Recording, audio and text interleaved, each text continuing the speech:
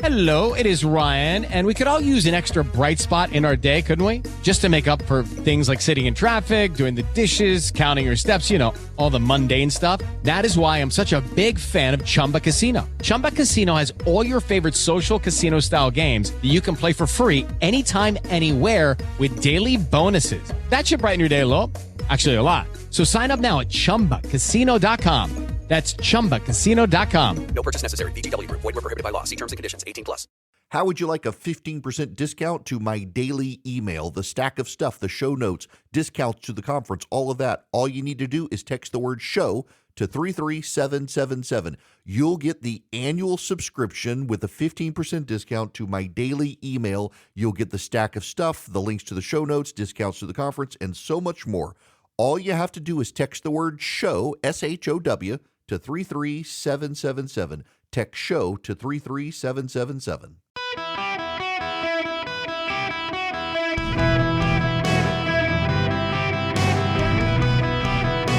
Welcome to the Eric Erickson Show podcast, Hour 3.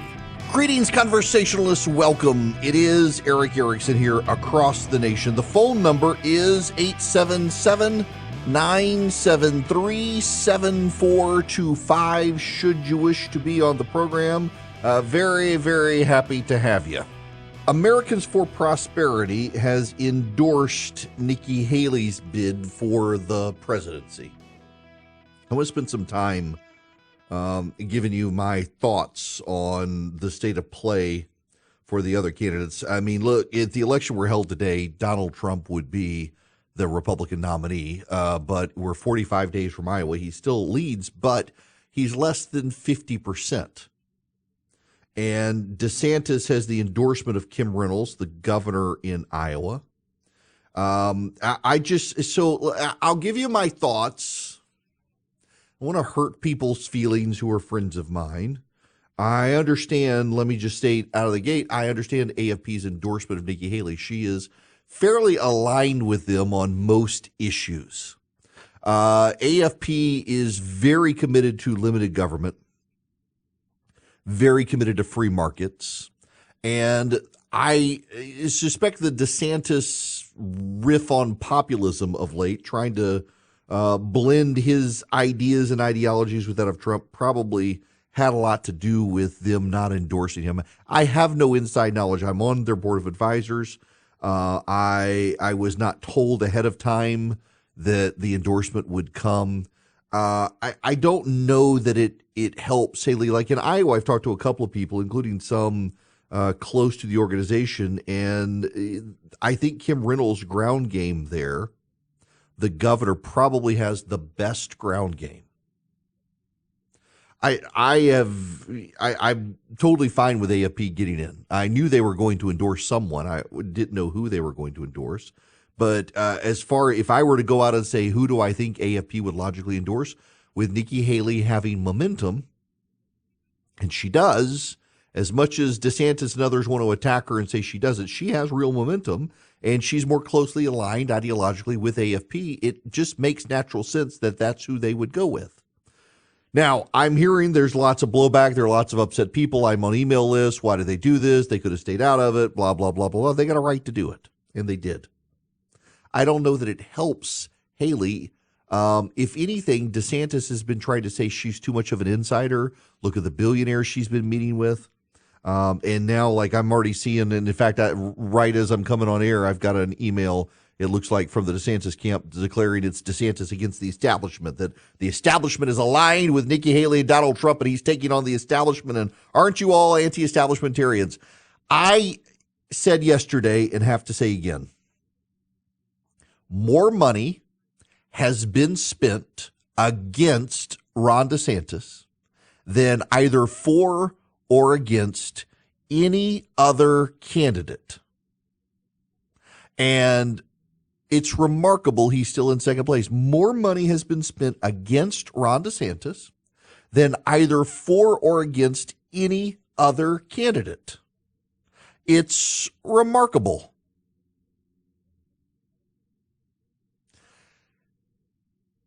But also, he hasn't really nationally in the polling had any upward momentum since he got in.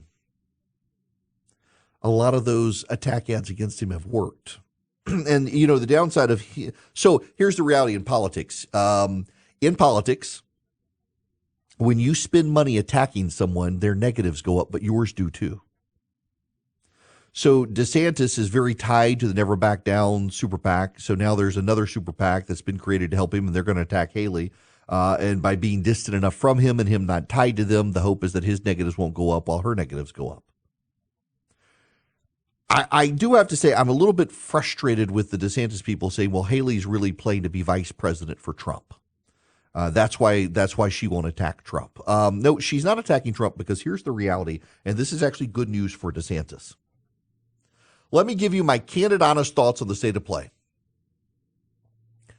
If Nikki Haley were to drop out tomorrow, she's not going to, but if she did, or if Chris Christie dropped out tomorrow, he's not going to, but if he did, where do their voters go? A good portion of them would probably wind up with Ron DeSantis.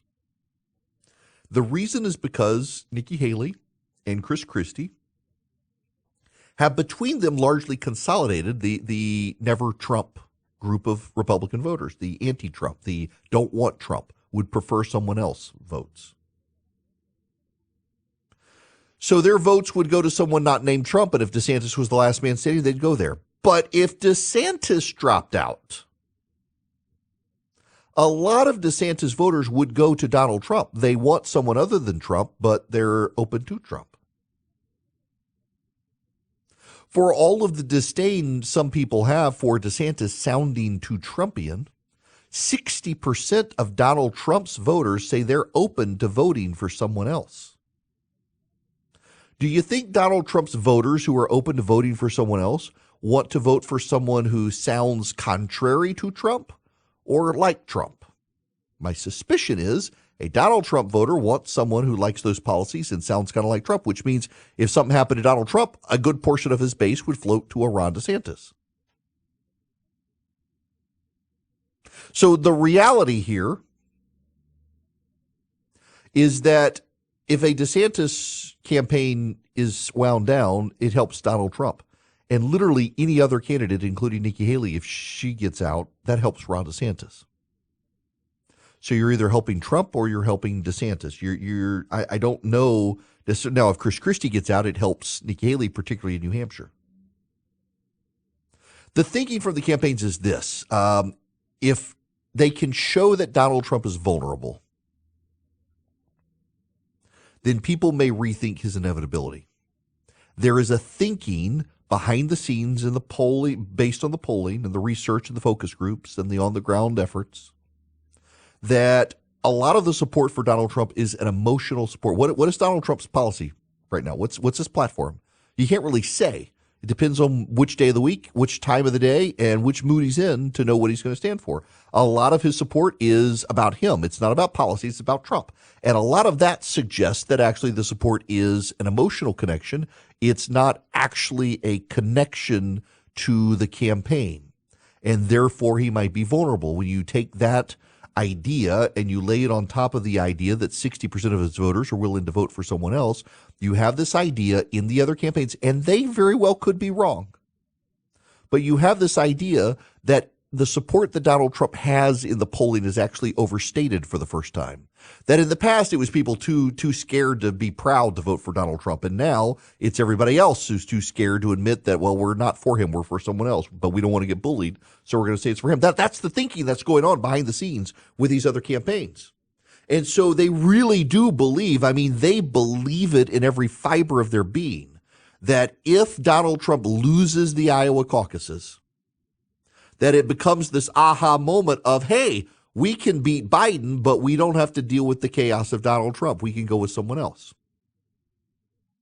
And the DeSantis team is really staking their claim on, we win Iowa, we can rebound out of there and shake up New Hampshire.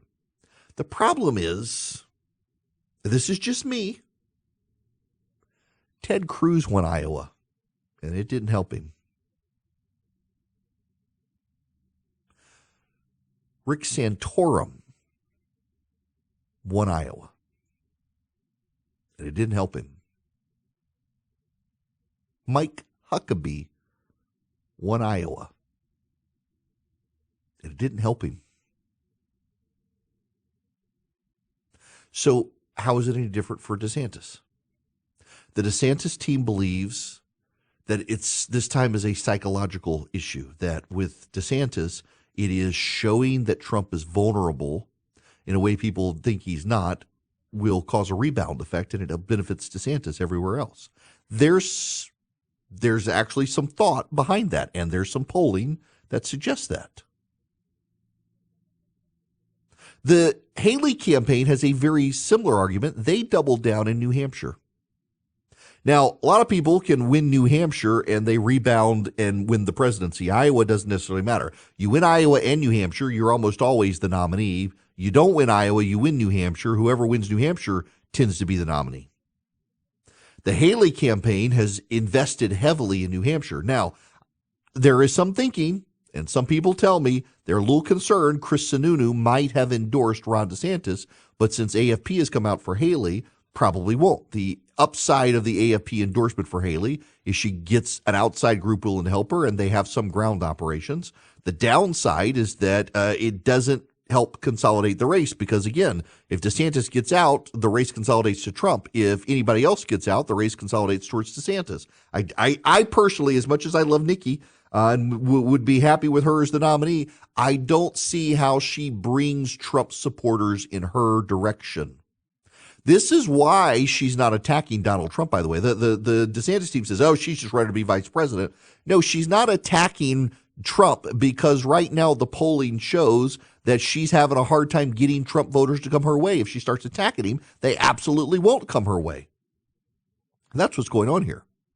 The bellyache over the Haley endorsement, I just think is silly and childish. She's a viable candidate for president. And by the way, to the DeSantis people, you know I love you. And I say nice things about DeSantis, and I've just said all this stuff about he probably has a more viable path than Nikki Haley, et cetera, et cetera, et cetera. But the reality is he's been stagnant in the polling, and she hasn't been. She's been going up, which is one reason her upward momentum led the AFP group to endorse her. She's had the momentum. Now, all that being said, DeSantis has something that Haley doesn't. The Kim Reynolds operation in Iowa. She's the incumbent popular governor of Iowa with a massive ground operation that knows how to turn out votes in caucuses. He's got Bob Vanderplaats, who I adore that man. Bob Vanderplaats, I just adore that man. And Ron DeSantis has him on board and his ground game operation in Iowa. Bob Vanderplaats has never lost a race in Iowa. And DeSantis has something else. Money. Money. Haley, though, has the upward momentum. And she's got AFP now. Whether or not AFP has a ground game that can compete against Kim Reynolds, I doubt it in Iowa. In New Hampshire, it might really help her. Chris Christie, however, in New Hampshire, is a damper on Haley. Chris Christie says he's not getting out. If Chris Christie got out in New Hampshire, that would actually tremendously help Nikki Haley. Nikki Haley might be in a position in New Hampshire to hurt Donald Trump if Chris Christie got out. But Chris Christie is convinced that his throwing the haymakers that he's throwing is helping him in New Hampshire, and he's not going to get out. And that's part of the problem here. This is 2016 in repeat.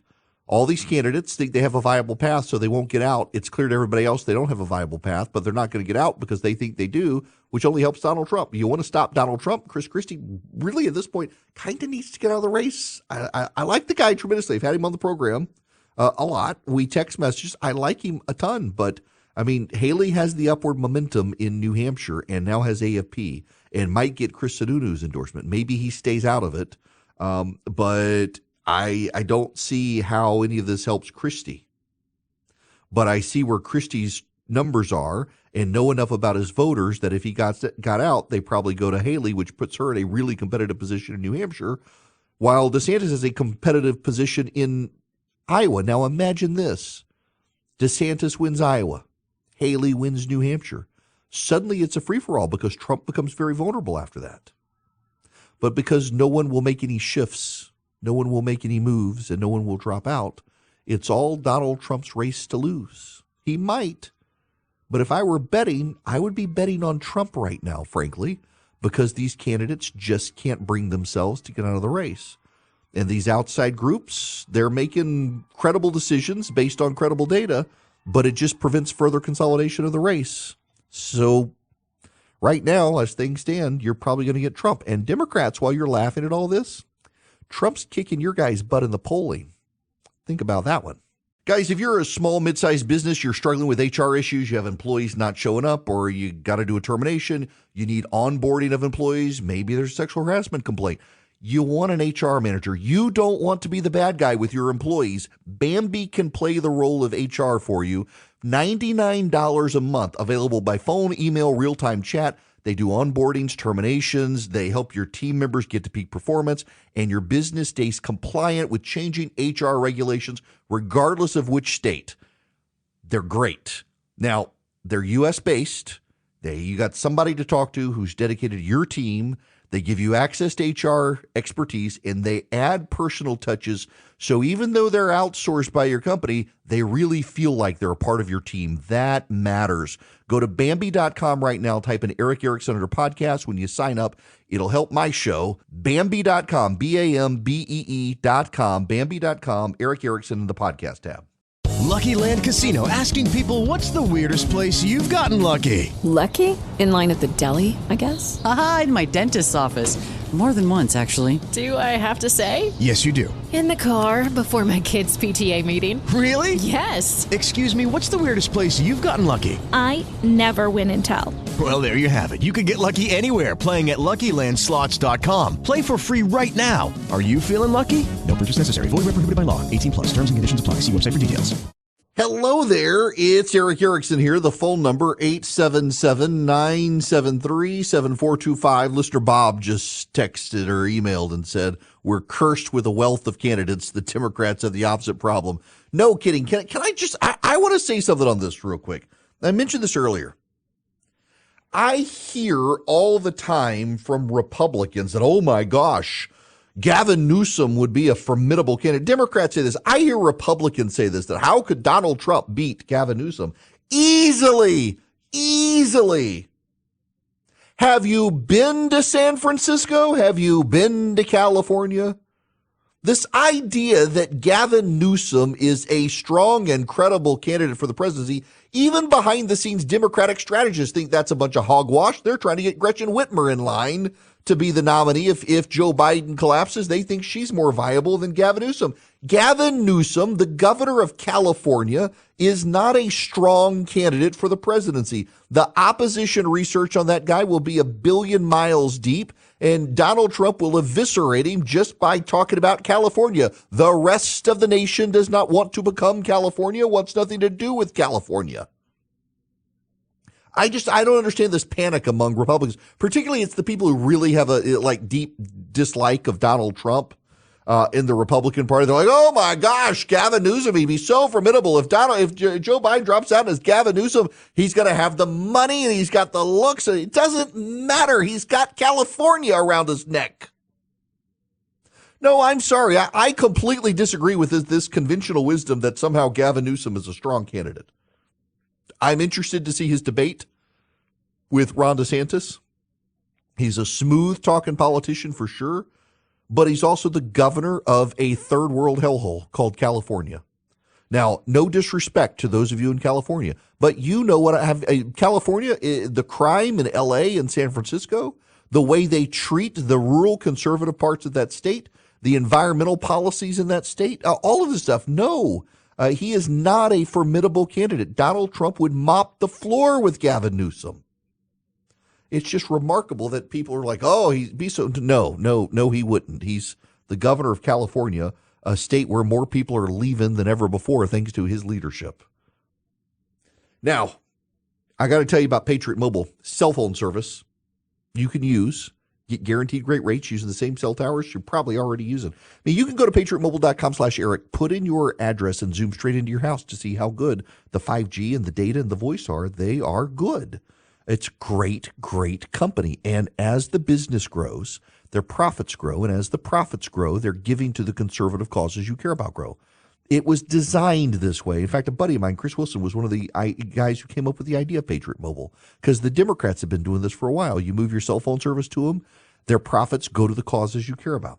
So on the right, Patriot Mobile, they don't work with people on the left. They only work with people on the right. They fund the pro-life movement, the conservative, the Second Amendment movement, conservative parents battling wokes on school boards. But they need your business to build up their war chest to be able to do it. So go to patriotmobile.com/Eric today. Move your cell phone service to them or call them 972-PATRIOT, 100% U.S.-based customer service. 972-PATRIOT. Tell them I sent you. Get free activation with my name. With Lucky Land Slots, you can get lucky just about anywhere. Dearly beloved, we are gathered here today to... Has anyone seen the bride and groom? Sorry, we're here. We were getting lucky in the limo and we lost track of time. No, Lucky Land Casino, with cash prizes that add up quicker than a guest registry. In that case, I pronounce you lucky. Play for free at LuckyLandSlots.com. Daily bonuses are waiting. No purchase necessary. Void where prohibited by law. 18+. Terms and conditions apply. See website for details. Hello there. How are you? The phone number is 877-973-7425. Should you wish to be on the program, we do have the Newsom, Newsom-DeSantis debate tonight. I'm going to be interested to see how that goes. Now, I gotta play you a couple of clips here. One of which is Dan Abrams. Dan Abrams is on News Nation, and just listen to this. As Israel and Hamas extend that truce for 2 more days with the promise of more hostages released in exchange for Palestinian prisoners, so many in the media around the world seem to be falsely equating innocent civilians, toddlers, grade schoolers taken hostage, often from or with their parents on October 7th, if those parents are still alive, with the accused and, in most cases, convicted Palestinian criminals they're being traded for. You see, both the Israeli hostages and the Palestinian prisoners being released are women and children. In the case of the Palestinians, they're teenagers, almost all 16 or older. The comparisons just don't work. No, the comparisons don't work. I have put this off to the end by design. Try not to get my blood pressure back up. My mother said she was listening the other day, and she was afraid I was going to say something I would regret saying. I nearly did. Oh, you know what? Yep, you're right. My dear friend Martha Zoller is texting me that the Newsom Hannity thing, or Newsom DeSantis thing is tomorrow. I for some reason thought it was the 29th, not the 30th. So it's tomorrow. Thank you, Martha, for texting me. Okay, So, y'all are my confessional. I have a potty mouth when I'm on the golf course. If you play golf, you understand. I have a friend of mine who is a pastor. He's a dear friend. And he tells his son the golf course is the only acceptable place on the planet to utter profanity, because he can't play around a golf without dropping some words, and he is a man of God. Y'all, this is a tangent, I know, just bear with me. There's a method to my madness. There's a point. I like to play golf, and I'm a terrible golfer. This is why some of you are so very kind and sweet to me, and you reach out and you say, we would love to have you come play golf at our very prestigious, wonderful golf course. And I would love to play at your prestigious, wonderful golf course in Augusta, hint, hint, hint, hint, hint. But I have to say no, because I'm a really bad golfer. I've gotten better. There's a guy, his name's Kyle Morris, and he was a police officer, and he got into being a golf pro, and he's the guy I take lessons from. And dude is brilliant. He's a young guy, younger than me, up in, he used to be at Barnsley Resort up in North Georgia. Now he's at Carter. He's at the country club up in Cartersville, Georgia. He is just a one heck of a golfer, and man, he has helped me more than I've taken golf lessons from golf pros at some of the nicest courses on the East Coast, and none of them have done for me what Kyle has done for me. Just wonderful. And I'm still bad. I'm a little better, but I'm bad. And 3 weeks ago, I went out by myself. No, this is not he played the best hole of his life game. No, y'all, I played the worst game of golf in my entire life. I mean, there was a point in my life where I couldn't play golf. I got into golf when I was in law school because it was a way for me and my friends to do day drinking without guilt. I mean, we go out on the golf course, take some beers, have a good time. Never got good at golf, got great at beer drinking. I finally decided, not when I was a lawyer, but when I was a talk radio show host, that I needed to start getting somewhat decent at golf, in large part because I had a friend named Rush Limbaugh who promised me if I could get below 100, he would play golf with me. And I've been working. I'm bad. Y'all, my handicap is measured in balls lost. Sadly, I did not get there before he passed away. But he would regularly, routinely grill me on my golf game, and it has always sucked, but gotten better. I don't like to play at fancy courses with people I don't know well because I'm a bad golfer. And I have learned in my time of playing golf that when people tell you they're a bad golfer, they tend to actually be an okay golfer. I am a genuinely honest person telling you that I am a bad golfer. I'm awful, but I like to play. Typically with a bottle of bourbon and a cigar, but I like to play. 3 weeks ago, I had the worst game of golf ever. Y'all, I could have been a double amputee with no arms and played a better round of golf than I played 3 weeks ago. It was that bad. It was awful. Like, I am sure there are like double amputees who are missing like a leg and an arm who could play better than I played 3 weeks ago. I lost a ball on every single hole and then some. It was horrible. And then last week, my buddy Hugh was texting me. I'm sitting on my front porch after work on a Friday afternoon. The sky is blue, and my wife is taking a nap, and my son is playing Xbox, and my daughter's out spending my money at Barnes & Noble. And he's like, why aren't you on the golf course? I'm on the golf course. You should be on the golf course. And I was like, you know what? Tech with this, I'm going to the golf course. So I went to the golf course. Y'all, I played the best round of golf I have ever played in my life. It is this stupid, awful, terrible, miserable, deviant game. I hate it so much. I played the best round of golf. I birdied more than one hole. I parred 3 holes, and I birdied 2. I mean, I only played 9 holes, and I birdied 2, and I parred 5. I played one ball all 9 holes. It was the best game of golf I have ever played. I hate this stupid game. Drives me insane, and I'm going to go play this afternoon. This is all to say, I have a potty mouth on the golf course, and if you play golf, you will understand. And that is all to say that I generally don't have a potty mouth. But when it comes to this Israel-Palestine stuff, Palestinian Gaza nonsense, my mother was right to be praying for me the other day because I could feel the words about to slide off my tongue. Because it is infuriating the number of people who, the willful, malicious, not the trolls on Twitter. I understand the trolls on Twitter. Y'all know the story. It's captured in Mark 5. In fact, you know what, Ken? You're just going to have to forgive me. I'm reading scripture. They went across the lake to the region of the Sea of Galilee. When Jesus got out of the boat, a man with an impure spirit came from the tombs to meet him. Why am I reading an NIV? We got to go to ESV here. Sorry. ESV. Y'all just got to go ESV. Trust me on this one. When Jesus had stepped out of the boat, immediately there met him out of the tombs a man with an unclean spirit. He lived among the tombs, and no one could bind him anymore, not even chain him, for he had been bound with shackles and chains, but he wrenched the chains apart, and he broke the shackles in pieces. No one had the strength to subdue him. Night and day among the tombs and on the mountains, he always cried out, cutting himself with stones. And when he saw Jesus from afar, he ran and fell down before him, and crying out with a loud voice, he said, "What have you to do with me, Jesus, Son of the Most High God? I abjure you by God, do not torment me." For he was saying to him, "Come out of the man, you unclean spirit." And Jesus asked him, "What is your name?" He replied, "My name is Legion, for we are many." And he begged him earnestly not to send them out of the country.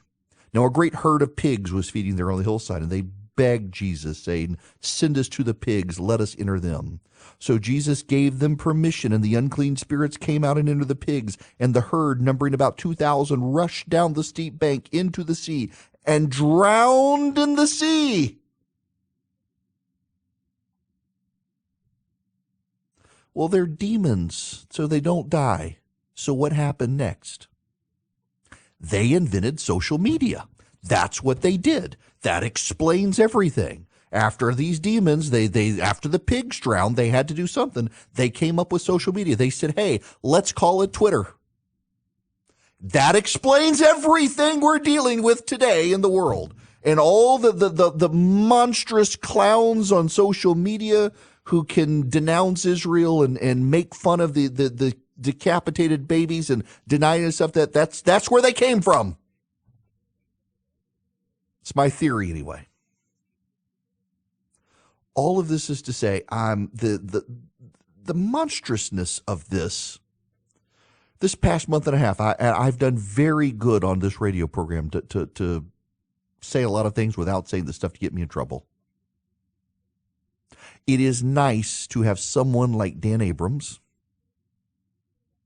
who has a TV platform, to call out the members of the press for moral equivocation between the Palestinian terrorists let out of prison in Israel and the hostages, the Israeli hostages being returned home. I have lost a lot of respect for people I used to respect who have tried to morally equivocate on this stuff. The woman Israel let out of prison who was the burn victim, she was a burn victim because she tried to blow herself up to kill a bunch of Jews. That's why. Yesterday, Hamas presented for the world a 16-year-old boy whose arms were broken. They said the 16-year-old boy's arms were broken by the Israelis. The boy himself says the Israeli police, knowing he was going to be released in the hostage deal, they beat him and beat him and beat him repeatedly. They beat him and beat him and beat him until his arm bones shattered. And there he was with casts, full arm casts, because the Israelis had beaten him until his arms shattered. And the media ran the story. And then the Israelis said, wait a second, we have the video of this kid being released from the prison. His arms are perfectly fine. They're not in casts. They're perfectly fine. And sure enough, the boy's arms were not broken when he was released from prison. So either the casts were on his arms without the arms being broken, or it was Hamas that broke his arms, because very clearly the Israelis did not. Now, here's the problem, and this is the thing that infuriates me that the media knows. The correction to the story will get not nearly even half the views of the actual story. The correction never gets noted as much as the first story. And the first story was that the Israelis were so furious they were releasing this boy, who, by the way, had tried to kill a bunch of Israelis at 16, that somehow the Israelis shattered his arm bones, which isn't true at all. It's a lie. And yet it was repeated repeatedly by members of the press who ran the interview with the boy. It's infuriating to me. The moral equivalence from evil. I just go back to the thought, and it's not a new thought. I've said it to you people before. I always wondered how could people let the Holocaust happen? And now to see the last month and a half, it's very obvious to me how the Holocaust happened. A whole lot of perfectly good people or good-intentioned people decided they wanted to turn a blind eye, couldn't bother standing up to evil. And a whole lot of people you thought were good people turned out to be evil people. It's just disgusting to see even this administration, the anti-Semites in this administration. It's not about Israel, it's about Jews. They really hate Jews. How can you hate a Jewish person? Some of the nicest people I know are Jewish people. I don't understand the hate for Jews. It really is something that I don't really understand. I've never met a Jewish person that I dislike. I honestly, I can't think of a single person I know who is Jewish that I've ever encountered that I did not just like. Give honestly, they say the best comedians come from a position of tragedy. Given the tragedy of the story of the Jewish people, they're all some of the funniest people I know. They all got great senses of humor. You kind of have to. They're wonderful people.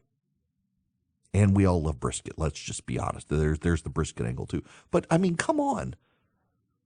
It's amazing to me to watch the commentary of the hostages being released and the moral equivalence with the murderers or would-be murderers who are being released. And that the American press corps should know better and goes along with it.